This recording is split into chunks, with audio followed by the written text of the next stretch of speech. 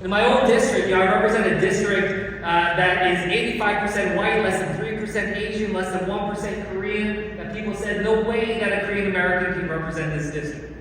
I remember my very first race, I went to a Korean American church in South Jersey, not in my district, but the very few Korean Americans that are in my district often go there. And I met this woman, this older woman, this Ajima who was there, and she's just like, I'm so excited. You're on TV.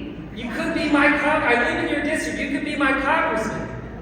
And I was like, oh, well, that's great. I'm glad you're so excited. Don't forget to vote on Tuesday. She's like, oh, I'm not registered. I'm not registered. She's like, I'm not political.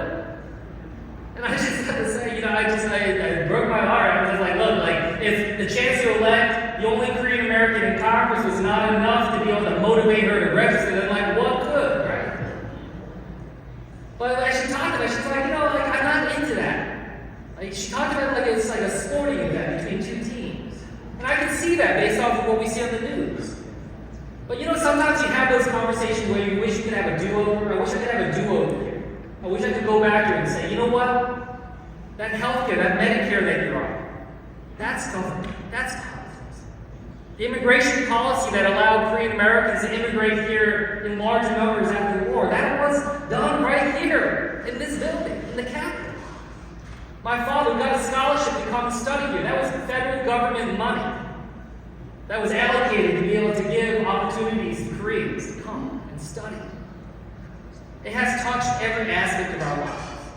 So as we think about what comes next, we think about how we stay engaged. Let's think about that effort. Many of you know I stepped up a couple years ago, and I'm stepping up again for an even bigger adventure. But I can't do it alone. All of us need to think about how we can get engaged. And I hope to be able to continue to work with you, hopefully for years to come, to be able to get that done. Thank you, everyone.